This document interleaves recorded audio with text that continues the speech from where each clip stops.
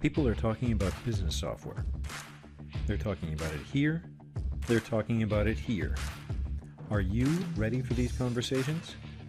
This is Conversational ERP.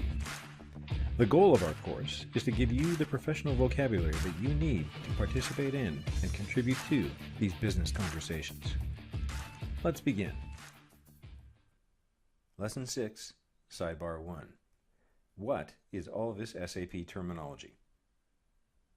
We hope you're enjoying the course, and we hope you're enjoying your business conversations about ERP. But if you're having those conversations in an SAP ecosystem, then just giving you ERP vocabulary is not enough. After almost 50 years in the ERP software space, some SAP-specific jargon was bound to fall into common use. And so, we are pleased to present some of those terms to you so that you can keep up with ERP conversations centered around SAP enterprise systems. Please note that some of these terms are outdated, but that doesn't mean that people have stopped using them. If you want to be in the SAP conversation, you have to speak the SAP language. Let's begin. Here is our map of the core ERP system from Lesson 1, together with a handful of additional modules we discussed in Lesson 6. Do you remember the order to cash process? Well, an old school SAP person might refer to this functionality as SD for sales and distribution. Why is it called this? Because between the early 1990s and late 2000s, this was the name for this part of SAP's ERP product. And you know what?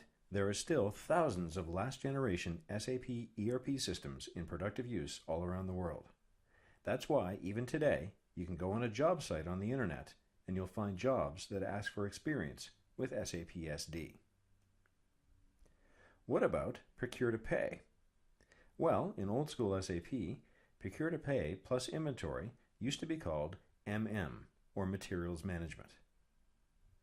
What about plan to produce?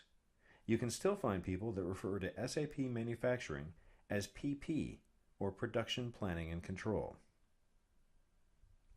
Moving on to finance, you can always tell an old school SAP person if they talk about financial functionality as FICO. This is actually two SAP terms smashed together into one. FI, or finance, covers all of the financial functionality related to financial accounting, including things like financial statements.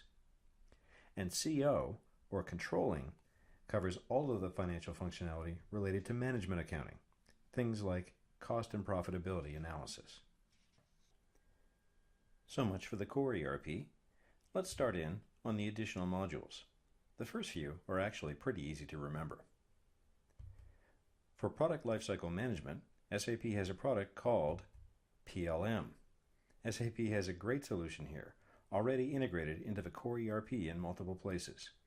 SAP PLM continues to be sold as a current standalone product today.